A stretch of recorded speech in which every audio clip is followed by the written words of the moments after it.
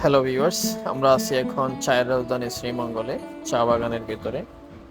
আসলে এখানকার পরিবেশটা এত সুন্দর যে আসলে স্বচক্ষে না দেখেন তাহলে আসলে এটা আসলে উপলব্ধি করা সম্ভব না। এই প্রাকৃতিক সৌন্দর্য আসলে সবার কাছে ভালো লাগে না, সবাই আবার প্রকৃতি প্রেমীও হতে পারে না।